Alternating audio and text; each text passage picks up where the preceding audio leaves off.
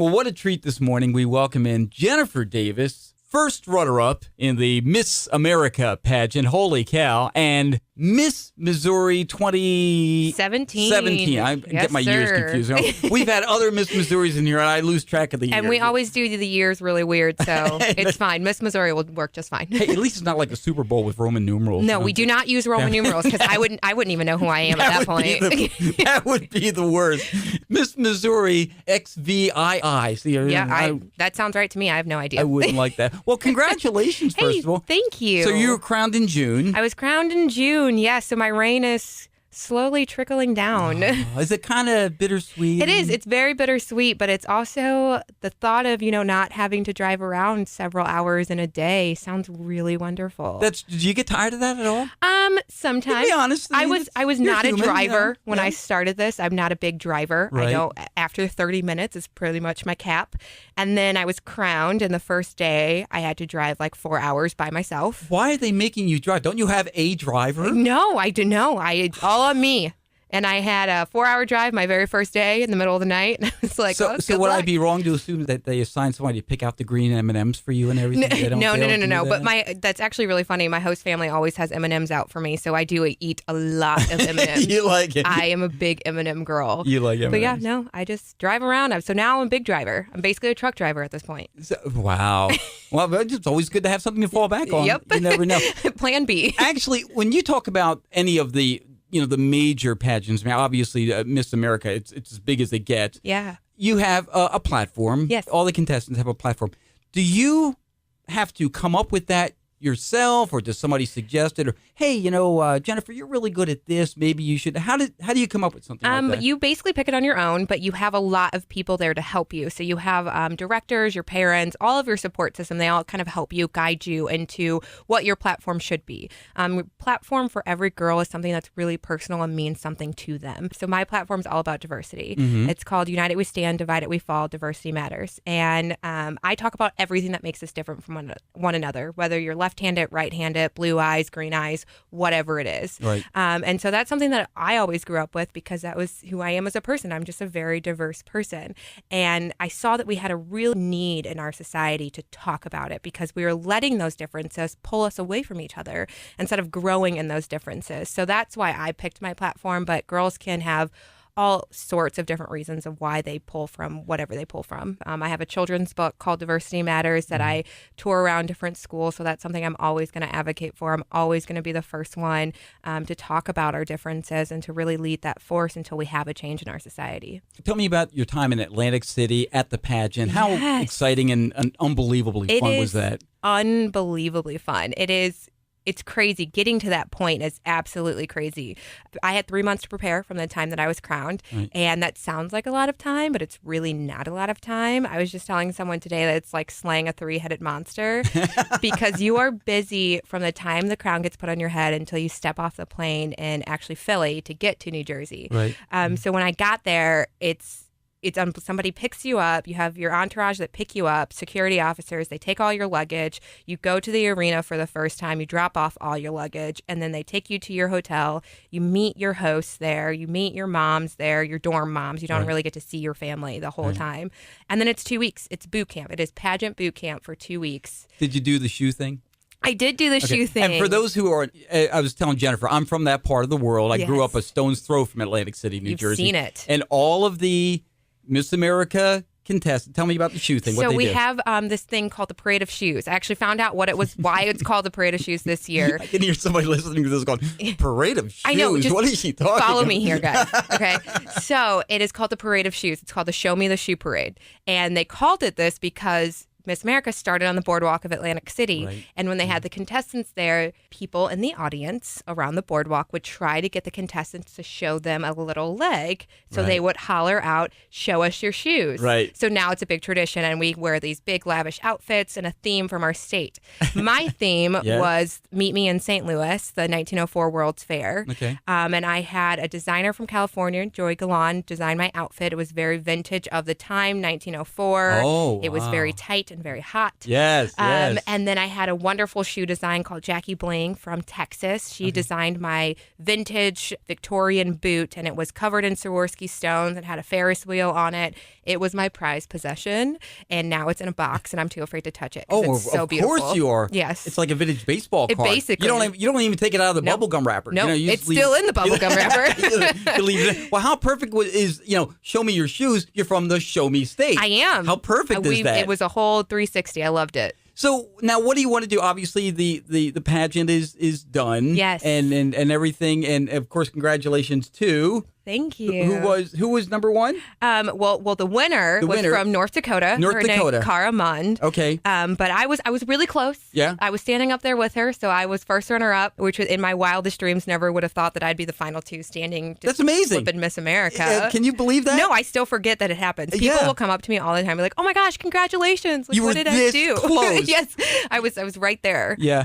But it wasn't meant for me, and that's perfectly fine. Okay, though. I have come to terms with it. I'm at peace with it. This is what my path was supposed to be. So. But what a forum. Yeah. And what an opportunity, and you're moving on from there. So, Yes. so what are you doing now? What do you want to do? So I've graduated from St. Louis University in May of 2016 with a degree in communication. I was going back to school to hopefully one day become a physician assistant and specialize in pediatric oncology. But right now I have decided that I want to take a little bit of time off from school because this is the first break I've had since I was in preschool.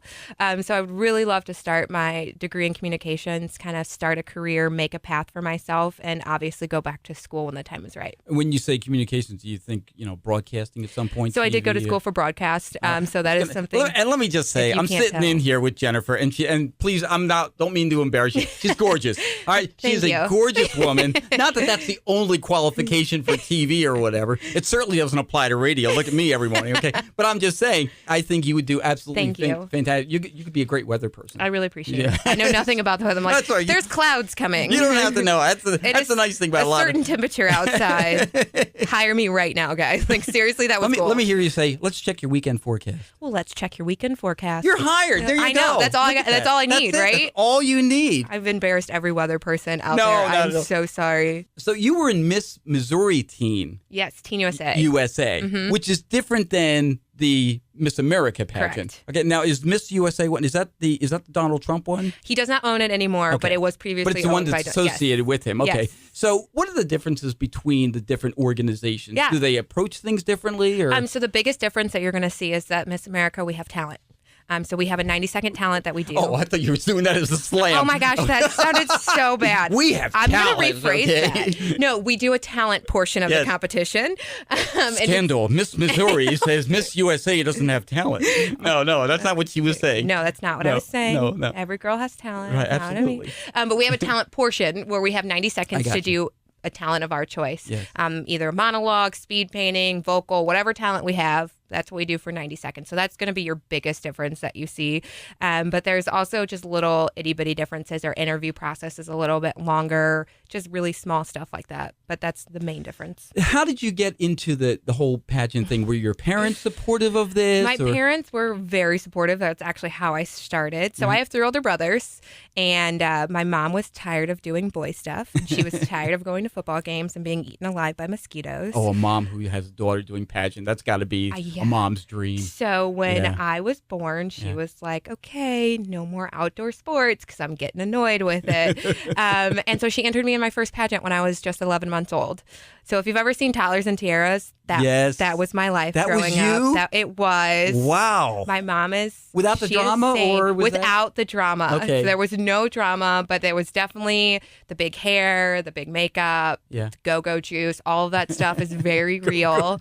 If you don't know what go-go juice is, Pixie Sticks and Mountain Dew, you shake it up, it's delicious. First of all, I'm a little embarrassed to even admit that I know what Toddlers and Tiaras. I always just say that I have 2 daughters, so I've seen it on there watching it with them. I'm sure that's the only reason That's the only reason, trust me. No, but there was no drama involved, but that's how I got started. I got started when I was 11 months old and then have been in love with it ever since. And so I never really stopped. I just kept going. Is there somebody who, whether pageant or entertainment field or music or TV movies, whatever, that you see and you look up to and you go, boy, she's really got it together. Yeah. I'd like to maybe have some of the good qualities that she has. Who? My idol has always been Debbie Turner. And if you don't know who Debbie Turner is, yeah, absolutely. She was a former Miss Missouri. She's our only Miss America.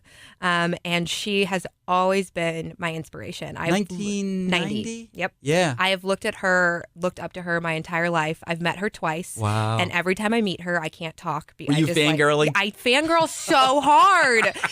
I can't even get past, no words come out. The first time I met her, she said hi to me. She was emceeing Miss Missouri that year. Yes. And she said hi to me and I was like, hello. Debbie's like, Jennifer, I know. take a breath. And Take a Debbie's breath. like, you crazy girl. And then I met her again after I was Miss Missouri at the Miss America's Outstanding Teen pageant. She was a judge.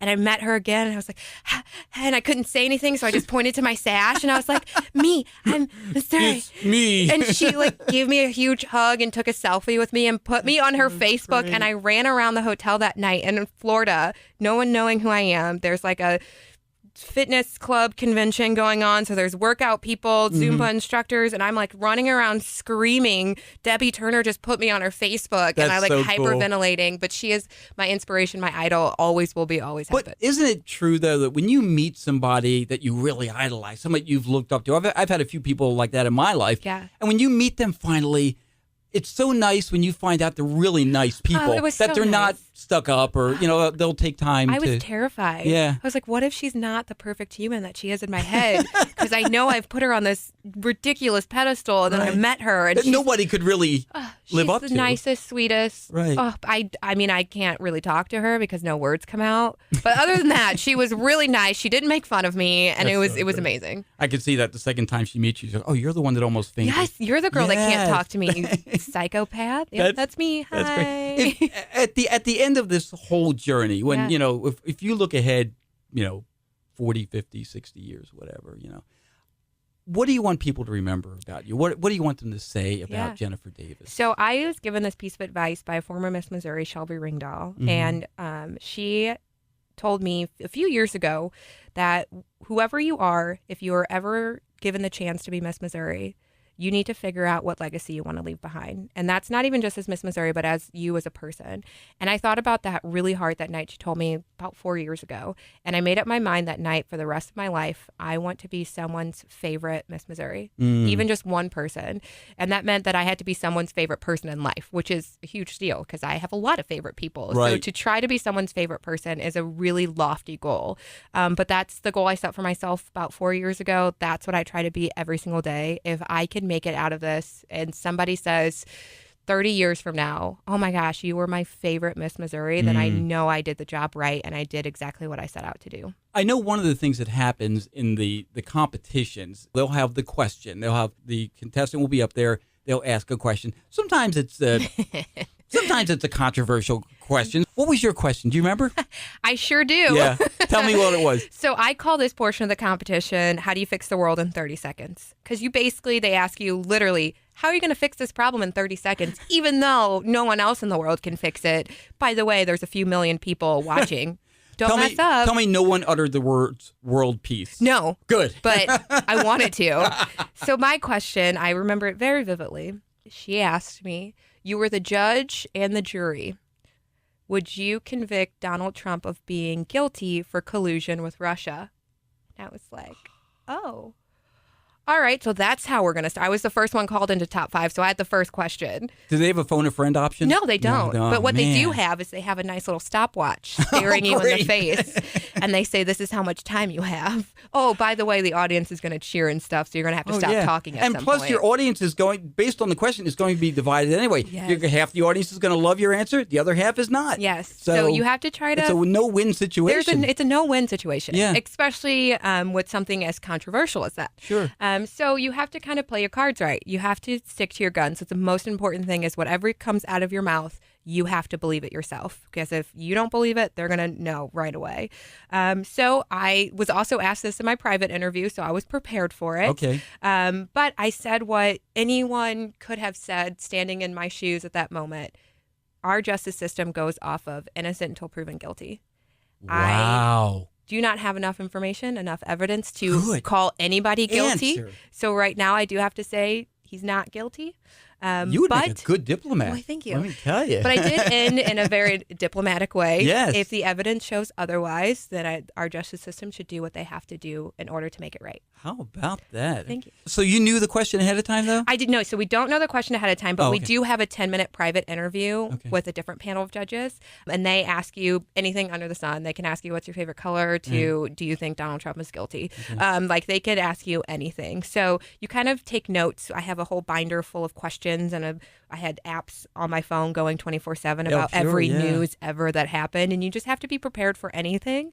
But the most important part is that we're humans. We don't have the answers for everything. So if you don't have an answer, don't try to make one up. You just tell them, I have no idea, and then let's move on. Meanwhile, wouldn't you be like, why can't you just ask me if I could be a tree? What kind of tree would I be? I would be a flowering dogwood because that's the Missouri State tree. You had your answer ready to go. Look at that. I know. See, so of course you're not going to. We have to be prepared for anything. Right. Yeah. Jennifer Davis, Miss Missouri, it is such a pleasure to have you. Thank you so much for having me. It's been wonderful this morning, and I wish you the very best. Come back and visit sometime. I'll be back when the weather is a little bit warmer. You'll see me diving into the lake.